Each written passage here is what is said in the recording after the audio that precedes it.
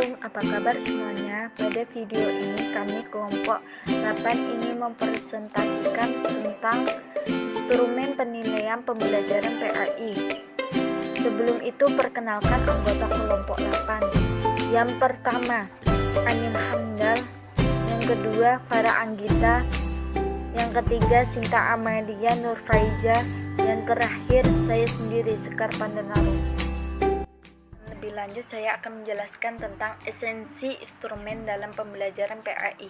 Pendidikan agama Islam hadir sebagai proses pembelajaran yang menitik beratkan pada bimbingan bukan pengajaran semata, karena pembelajarannya mengandung konotasi otoritatif pihak pelaksana pendidikan atau pendidik anak didik. Dalam pendidikan Islam mempunyai ruang gerak yang cukup luas ketika melakukan pengaktualisasian atas potensi yang ada dalam dirinya.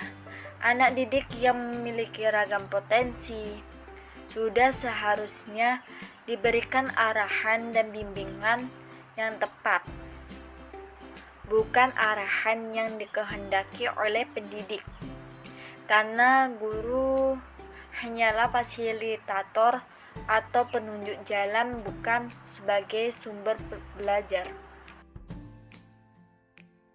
Baik, selanjutnya yaitu materi B, penilaian berbasis proses dan hasil. Yang pertama yaitu pengertian penilaian otentik. Menurut Mulyasa menyatakan bahwa penilaian adalah kelengkapan aktivitas pengukuran, pengumpulan data dan informasi, pengolahan, penafsiran, dan pertimbangan untuk membuat ketetapan tentang jenjang hasil belajar yang diperoleh peserta didik sesudah melakukan aktivitas belajar dalam usaha mencapai tujuan pembelajaran yang telah ditetapkan. Selanjutnya yaitu B, karakteristik penilaian otentik. Yang pertama, bisa digunakan untuk formatif maupun sumatif. Artinya, penilaian otentik bisa dilakukan untuk menilai keberhasilan kompetensi terhadap satu kemampuan dasar atau formatif. Yang kedua, mengukur keterampilan dan informasi. Maksudnya, penilaian otentik ini ditujukan pada pencapaian kemampuan yang memfokuskan pada aspek kemampuan atau skill dan kemampuan performance. Yang ketiga, berkesinambungan dan terintegrasi. Maksudnya, dalam membuat penilaian otentik perlu secara berkelanjutan atau terus-menerus dan merupakan suatu kesatuan secara sempurna sebagai sarana dan untuk mengumpulkan informasi terhadap pencapaian kemampuan peserta didik. Yang keempat, dapat digunakan sebagai feedback. Maksudnya, penilaian otentik yang digunakan oleh pendidik dapat digunakan sebagai umpan balik atas pencapaian kompetensi peserta didik secara komprehensif. Selanjutnya, materi yang C, perbandingan penilaian otentik dan non-otentik. Yang pertama, penilaian prestasi belajar oleh pendidik dilakukan dalam bentuk penilaian otentik dan non-otentik. Penilaian otentik sebagaimana yang berbunyi pada ayat 1 sebagai pendekatan pokok dalam penilaian hasil belajar oleh pendidik. Bentuk penilaian otentik sebagaimana dimaksud dari ayat 1 meliputi penilaian berbasis observasi, tugas ke lapangan, portofolio, proyek, ciptaan, jurnal, kegiatan laboratorium, dan unjuk kegiatan, juga evaluasi pribadi. Dan yang terakhir, bentuk penilaian otentik yang mana berbunyi pada ayat 1 meliputi penilaian berdasarkan pengamatan, kegiatan ke lapangan, portofolio, proyek, produk, jurnal, kegiatan laboratorium, dan unjuk kegiatan serta penilaian pribadi. Itu saja yang dapat saya sampaikan. Terima kasih. Materi selanjutnya yaitu jenis-jenis instrumen penilaian dalam pembelajaran PAI. Di sini yang pertama ada penilaian tertulis. Penilaian tertulis ini merupakan tes yang soal dan jawaban diberikan kepada peserta didik dalam bentuk tulisan. Kemudian yang kedua ada penilaian lisan. Penilaian lisan ini merupakan tes yang soal diberikan kepada peserta didik dan jawaban peserta didik dalam bentuk lisan. Kemudian yang ketiga ada penilaian unjuk kerja atau praktik. Penilaian unjuk kerja atau praktik ini merupakan penilaian yang dilakukan dengan mengamati kegiatan peserta didik dalam melakukan sesuatu seperti praktek sholat dan praktek baca tulis Al-Quran. Kemudian yang keempat ada penilaian produk. Penilaian produk ini merupakan penilaian kemampuan peserta didik dalam pembuatan produk-produk teknologi seni dan hasil karya seperti makanan, pakaian, gambar, teks pidato, khutbah, dan lain-lain. Kemudian yang kelima ada penugasan. Penugasan ini merupakan penilaian yang menuntut peserta didik melakukan kegiatan tertentu di luar kegiatan pembelajaran kelas. Yang keenam, penilaian proyek. Penilaian proyek ini merupakan kegiatan penilaian terhadap suatu tugas yang harus diselesaikan dalam waktu tertentu. Kemudian yang terakhir yaitu penilaian portofolio. Penilaian portofolio ini merupakan penilaian berkelanjutan yang didasarkan pada kumpulan informasi berupa karya dari proses pembelajaran yang dianggap terbaik oleh peserta didik yang menunjukkan perkembangan kemampuan individu peserta didik dalam satu periode tertentu. Baik, selanjutnya yaitu yang D, penerapan ragam instrumen penilaian proses dan hasil belajar PAI. Di sini pertama adalah penyusunan instrumen penilaian kognitif.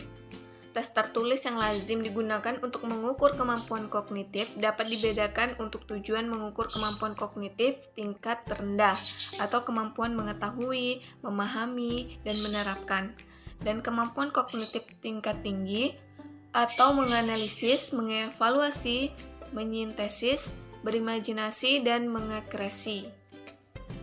Instrumen penilaian afektif dapat berupa angket, daftar penilaian, dan skala penilaian.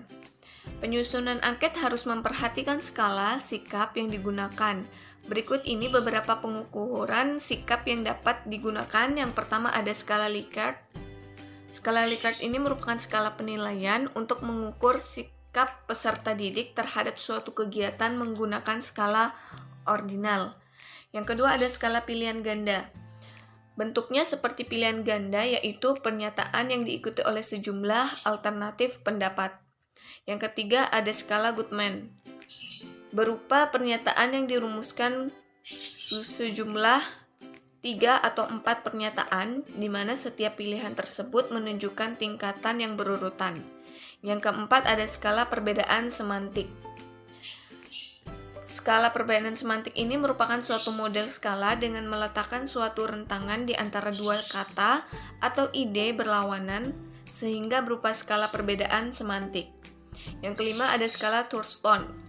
Skala ini mengembangkan daftar pernyataan yang ditawarkan pada penulis, yakni dengan menyusun 50 pernyataan dari yang sangat positif sampai ke negatif.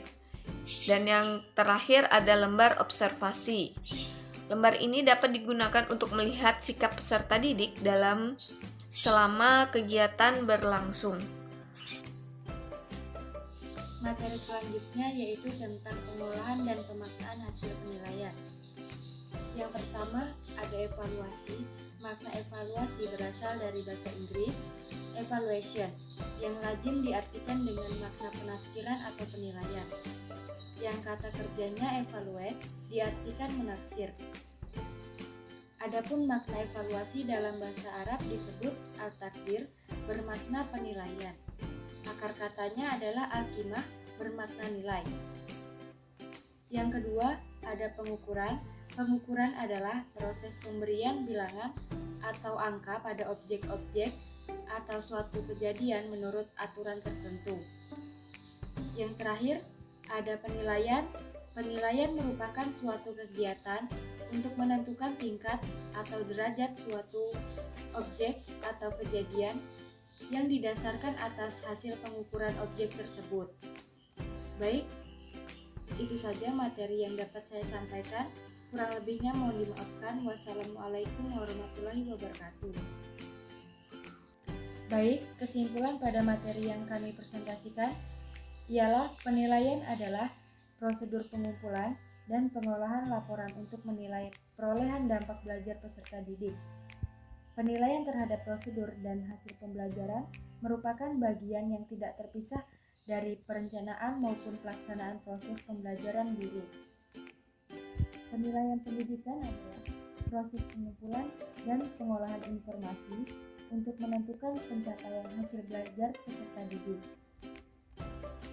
Informasi adalah data yang diperoleh melalui pengukuran dan non-pengukuran, termasuk di dalamnya dengan melakukan observasi kelas, menggunakan tes yang standar atau tes buatan guru, proyek, dan portofolio subjek belajar.